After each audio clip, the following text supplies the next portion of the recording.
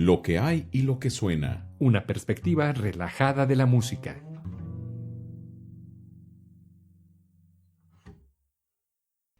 ¿Qué tal, amigos de Lo que hay y lo que suena? Los saluda con el gusto de siempre Cédric de León.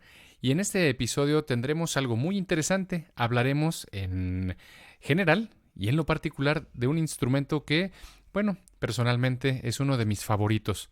Si no es que mi favorito. Y seguramente algunos de los que me conocen ya saben, pues es el órgano. Y trabajando con este episodio, me di cuenta de que hablar del órgano, de lo que hay y lo que suena en el órgano, pues resulta ser, en un episodio, suficiente para quedarnos con más emoción de escuchar otra cosa. Entonces hemos decidido crear en Lo que hay y lo que suena una serie de programas dedicadas a, precisamente, el órgano. Lo que hay y lo que suena del órgano. Hay muchas cosas que escuchamos, pero empecemos con esta primera parte y los invitamos a que nos sigan en Spotify, en nuestras redes sociales y, por supuesto, cada semana por Radio Nicolaita a las 9:30. Les mandamos un saludo a todas las personas que nos hacen llegar sus comentarios. Y, bueno, demos inicio a este primer episodio de la serie del órgano.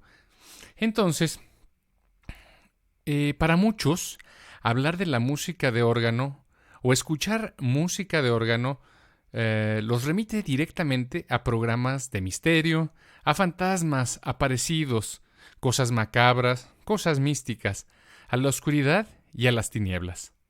Para otros, la música de órgano representa recogimiento, religiosidad y misticismo. ¿Con cuáles se identifica usted?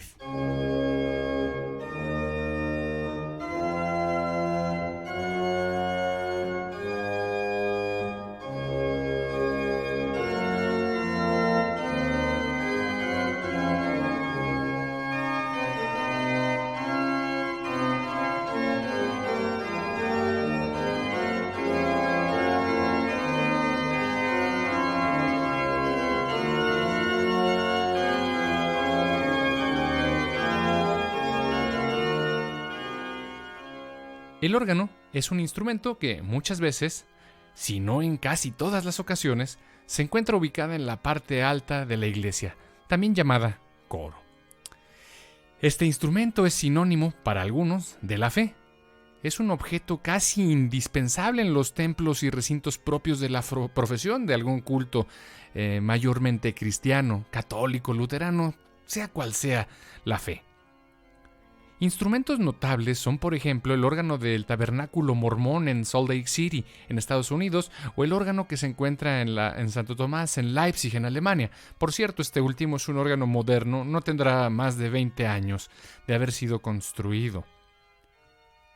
Si tenemos suerte, mucha suerte, encontraremos a alguien lo suficientemente capacitado para poder manipular el instrumento y deleitarnos con un recital, un concierto o un ensayo, haciendo sonar el órgano del recinto que estemos visitando, regularmente las iglesias.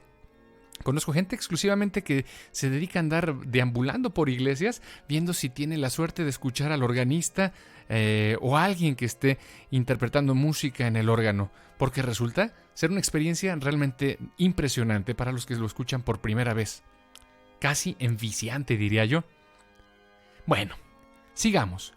Los hay de diferentes tamaños, desde muy pequeños hasta grandes, monumentales.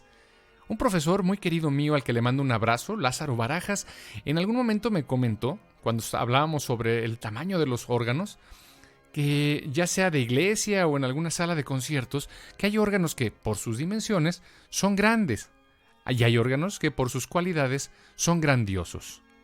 Hay una diferencia muy, muy importante. En algunos lugares del mundo, a mediados del siglo XX, se empeñaron en construir órganos de talla monstruosa, por no decir más. La cantidad de tubos de estos órganos podían llegar a contar con decenas de miles de tubos, sin reparar en qué tanto el mantenimiento como en la reparación de estos órganos resultaba y sigue resultando ser cantidades obscenas de dinero.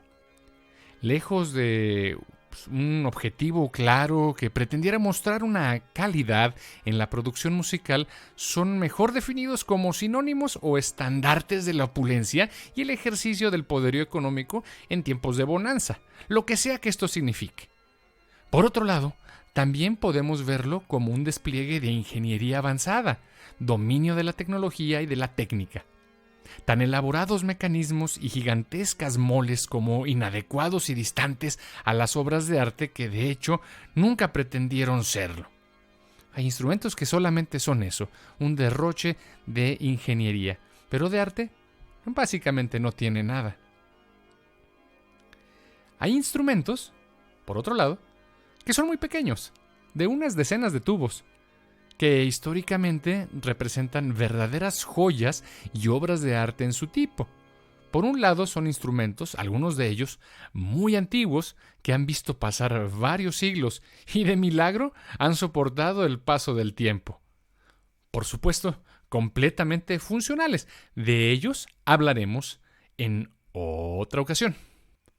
Hay otros instrumentos que, por su calidad en la producción de sonido, por el contexto histórico y, por supuesto, por las manos hábiles de grandes músicos que pasaron por sus teclados y que le dedicaron años como intérpretes, compositores o ambos casos, se han convertido en verdaderas joyas invaluables. Hay muchos ejemplos de estos instrumentos, concentrándose la mayor parte en el centro de Europa. Algunos de estos órganos fueron herramientas de grandes músicos. El gran Juan Sebastian Bach, Dietrich Buxtehude, Georg Friedrich Händel, Michael Pretorius, Heinrich Schütz, Nicolas de Grigny, Clara Rimbaud, Jan Peterson Svelling, Charles Vidor, Louis Vian, César Franck, Antonio Soler, y esta lista por supuesto es arbitraria, no obedece a ningún criterio de orden, solo presentamos algunos expositores claves y referentes de la música de órgano, tanto como compositores, por supuesto, como grandes virtuosos de este instrumento.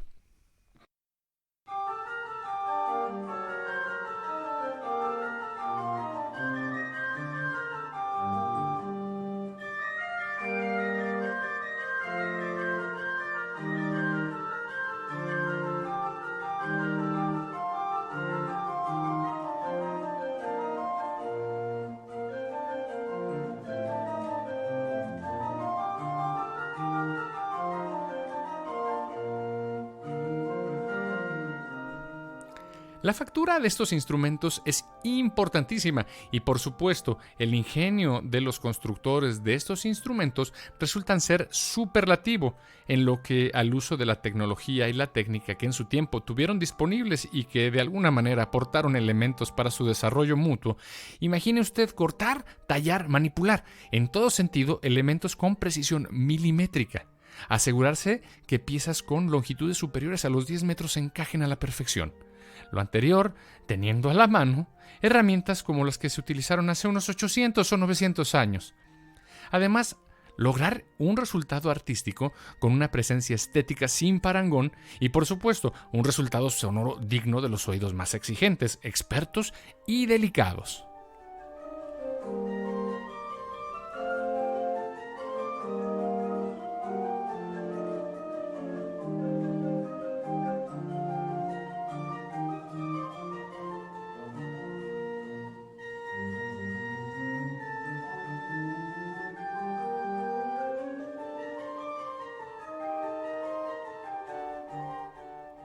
El barroco fue la época durante la cual el desarrollo del órgano tuvo su máximo impulso, tanto en la construcción como en la composición de música propia para el órgano. Por supuesto, la gran acogida en la fe de diferentes cultos fue importante en este periodo. A lo largo de esta serie hablaremos de algunos ejemplos de música, órganos notables, compositores célebres y constructores que le dieron el impulso al desarrollo de los productos organeriles, por llamarlo de alguna manera, que hoy conocemos. Pero tenemos que empezar por el principio. Vamos comenzando por plantearnos la pregunta: ¿de dónde surge el instrumento? ¿De dónde viene el órgano? ¿Cuál es su historia? Pero antes de la historia, tenemos que pasar precisamente a algo de la prehistoria del órgano. Uno de los grandes expositores y recopiladores de la historia del órgano, en especial de los temas relacionados con su construcción, es George Ashton Otley, que en 1905 publica El arte del constructor de órganos. Este libro es un compendio teórico-práctico de lo que a principios del siglo XX se tenía como el estado del arte que tiene y seguiría teniendo durante mucho tiempo el órgano y sus cuestiones relacionadas en cuanto a aspectos técnicos tecnológicos. Este documento, el libro de Owsley, no es el más importante, pero para entonces, y creo que hoy en día, resulta ser uno de los más completos y es referencia obligada en el arte de la organería. Esto lo puede conseguir, este libro, búsquelo usted en Amazon, en alguna tienda de libros por internet, y hay una edición muy buena de Dover, son 2 tomos, yo creo que le saldrán $1,000 mexicanos conseguir estos 2 libros. Está en inglés y es una joya de arte, una joya muy muy importante. Pero bueno, dentro de las obras importantísimas es también, otro documento al que voy a hacer mención, El arte del constructor de órganos, de Dom V2 de Celes. Él fue un monje benedictino y del barroco, el barroco francés, pero él escribió una obra dividida en 2 partes, una parte teórica y una parte ilustrativa, complementaria y relacionada con planos y tablas. Es un tratado monumental, muy valioso tanto al aporte técnico como en el histórico. De él hablaremos a su debido tiempo. Existe otro documento de igual valor en la literatura que toca el tema de la construcción de órganos. Sin embargo, este no es exclusivo del tema. Incluye referencias y descripciones excepcionalmente claras y precisas sobre el órgano, junto con la de otros instrumentos usados regularmente propios de la primera mitad del barroco, algo así como una enciclopedia de los instrumentos que utilizaban en aquel entonces. Nos referimos al Syntagma Musicum de Michael Praetorius. Si se dan cuenta, empezamos de lo más nuevo y nos fuimos hacia atrás, y así lo seguiremos haciendo, hasta detenernos en un punto muy interesante. Les voy a platicar a continuación una leyenda. Es una leyenda muy antigua, que seguramente algunos ya conocen, y si no, bueno, está bien que le dediquemos un ratito para escucharla. Esta leyenda muy antigua habla de lo siguiente. Syrinx, o Syrinx, una encantadora ninfa de agua de Arcadia, hija de Ladón, el dios del río, era amada por Pan, pero ella no correspondía a su pasión. Para escapar de sus importunidades, la bella ninfa huyó de él y le pidió ayuda a sus hermanas, quienes inmediatamente la transformaron en una caña. Pan, todavía enamorado, se apropió de la caña y la cortó en 7 o, según algunas versiones, 9 piezas. Las unió una al lado de otra en longitudes gradualmente decrecientes y formó el instrumento musical con el nombre de su amada, Syrinx o Syrinx. En adelante, Pan rara vez se veía sin este instrumento. En el arte griego y romano, la Syrinx o el Syrinx siempre ha sido el principal atributo de Pan y los sátiros. Me puse a indagar sobre la traducción literal de Syrinx, esto se escribe con Y al principio y con X, Syrinx. En español viene siendo como jeringa o jeringuilla. Por otro lado, pues podríamos traducirlo como caña o carrizo, junco, pero huecos, esto sí. De alguna manera, resultan ser crudas estas historias y bastante violentas. Vamos, pues son griegas a final de cuentas. Eso de que a tu amada, acosada diría yo hoy en día, convertida en una caña hueca por sus hermanas además, y luego la encuentras de alguna manera y la partes en 7 o 9 partes para hacerla un instrumento musical del cual resulta ir más allá del deseo, sino mejor dicho una obsesión para andar soplándola por toda la eternidad. Esta es la famosa flauta de Pan. La Syrinx o siringe o jeringa se menciona varias veces en la Ilíada de Homero y en el himno a Mercurio. Theocritus, un poeta pastoral griego de Siracusa que floreció en el siglo III a.C., da una versión de la leyenda anterior en uno de esos curiosos poemas que se conocían como Idilia Figurata. Para aquellos que aún no estén familiarizados con el objeto del que estamos hablando, Hoy en día es difícil no hacerlo porque encontramos un syrinx o siringe por las calles. Este instrumento es usado, al menos en México, por los afiladores. También es común encontrarlo en la colección de instrumentos musicales infantiles. En este punto, muchos estarán un poco disconformes porque ciertamente ya están remontándose a la música andina, china o de alguna otra región geográfica o proveniente de algún grupo étnico.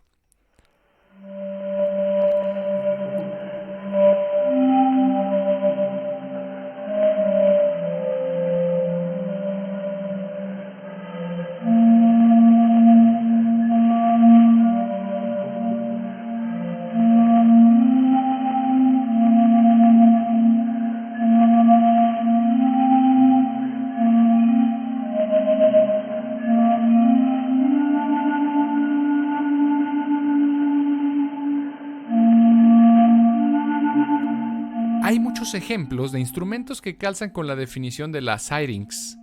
Vamos por partes. A ver, ¿de qué estamos hablando? Si usted todavía no está familiarizado, vamos a ver si con esta descripción le ayudamos. La syrinx estaba formada por juncos que diferían en número según el tiempo y el lugar de construcción. 7 y 9 parecen haber sido adaptados con mayor frecuencia, pero a veces se usaba un número mayor. Virgilio nos dice que se emplearon 7 tubos de diferentes longitudes.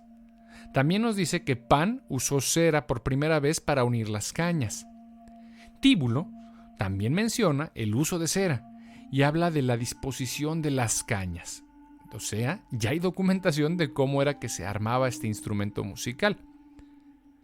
Vamos a un momento más reciente.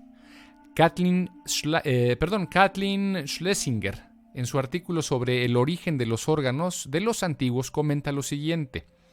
La syrinx es evidentemente una antigüedad de alto nivel y a su invención debe de haber seguido el descubrimiento de la flauta de caña sencilla. El principio sobre el cual funcionó la syrinx es prácticamente el de la tubería de los órganos actuales. Las cañas que se usaron por primera vez para ese propósito, las que crecían en las orillas del lago Orchomenus, eran muy apreciadas por los griegos. Luego se usaron cuerno, marfil, hueso, madera y metal para su construcción.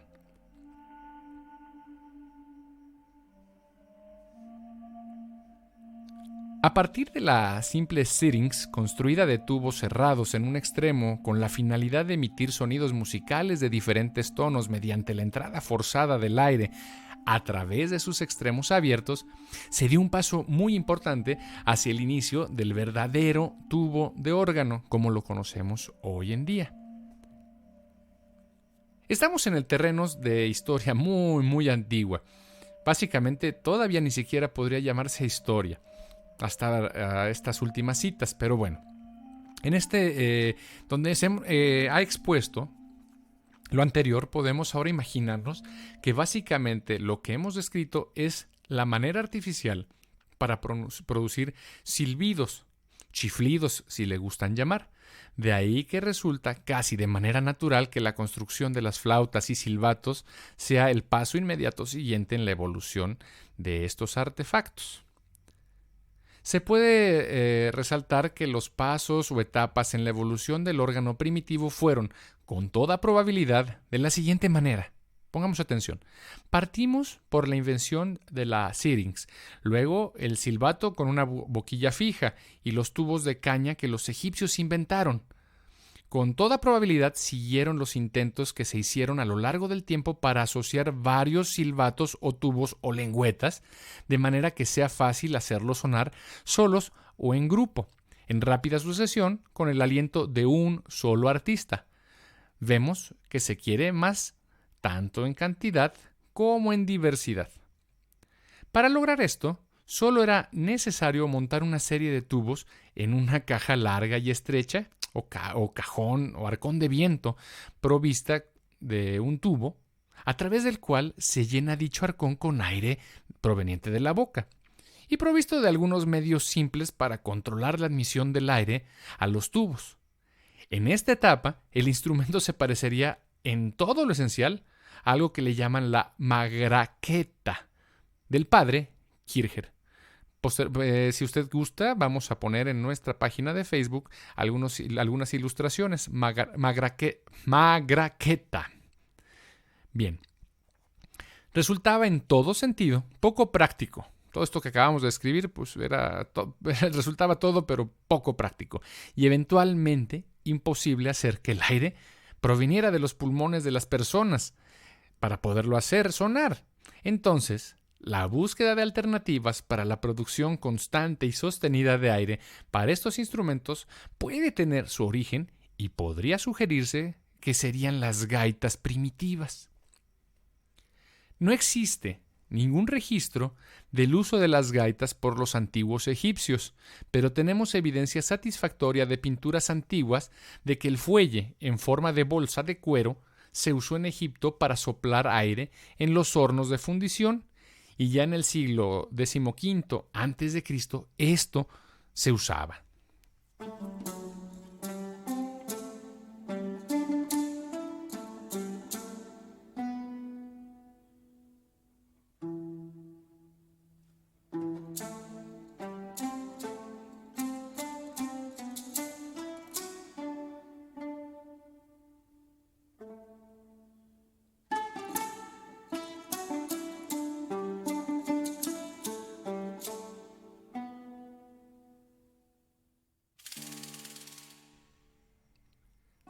Encontramos alusiones al fuelle en la Ilíada, entre 1200 y el 850 a.C., en lo que hay una vívida descripción de la fragua y el fuelle presidido por Vulcano. Leemos que cuando Cetis entró en su fragua, encontró al dios cojo que se apresuraba de fuego en fuego soplando el rugido del fuelle. Y cuando dejó de trabajar para ofrecer hospitalidad a su visitante, alejó el fuelle del fuego. Es aquí donde la gaita comienza a tener un papel protagónico en la historia del órgano. No sé cómo diablos pasamos del fuelle de Vulcano a una gaita, pero bueno, veremos más adelante. A lo mejor encontramos la respuesta. A pesar del hecho de que tanto el fuelle como la gaita eran bien conocidos y estaban en uso constante ya en el siglo V a.C., pasaron 2 siglos antes de que se inventara el órgano hidráulico. A partir de ese momento, el órgano, en lo que puede considerarse su verdadera forma, se convirtió en un hecho establecido. Y a partir de ahí comienza la historia y el desarrollo del instrumento musical más grande y complejo fabricado por la mano del hombre. No son necesarias más conjeturas, ya que ahora podemos entrar en el verdadero periodo histórico. Y con esto, amigos, los dejo. Despedimos el programa del día de hoy y los espero para continuar con el próximo episodio de Lo que hay y lo que suena, donde seguiremos hablando de lo que hay y lo que suena del órgano. Estuvo con ustedes Cédric de León y por favor, síganos en nuestras redes sociales, Lo que hay y lo que suena. Estamos cada semana a través de Radio Nicolaita en punto de las 9:30. Reciban un cordial saludo y que tengan una excelente semana. La próxima semana, la segunda parte de la historia del órgano, Lo que hay y lo que suena, música de órgano.